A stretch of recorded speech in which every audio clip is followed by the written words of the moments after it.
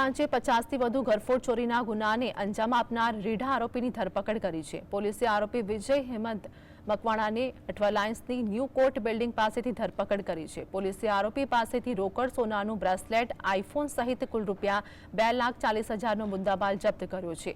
આરોપીએ રાજકોટ, જૂનાગઢ, ભાવનગર, અમરેલી, ખંભાત, સુરેન્દ્રનગર, આણંદ અને સુરત ખાતે 50થી વધુ ઘરફોડ ચોરીના ગુનાને અંજામ આપ્યા છે। પોલીસે હાલ આરોપીની ધરપકડ કરી આગળની કાર્યવાહી હાથ ધરી છે।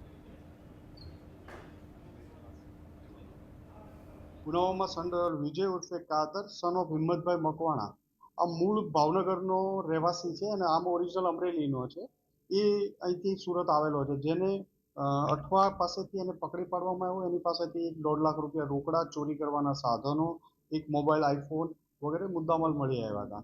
આની પૂછપરછ કરતા ખબર પડી કે આ આરોપી ખૂબ રીઢો ગુનેગાર છે। અગાઉ 34-35 ગુનાઓમાં પકડાઈ ચૂક્યો હતો અલગ અલગ જગ્યાઓમાં, જેમાં ગીર સોમનાથ, જુનાગઢ, અમરેલી, ભાવનગર, રાજકોટ, સુરેન્દ્રનગર, સુરત, અમદાવાદ ગ્રામ્ય અલગ અલગ જિલ્લાઓમાં ચોરીના ઘણા બધા ગુનાઓમાં સંડોવાયેલો હતો।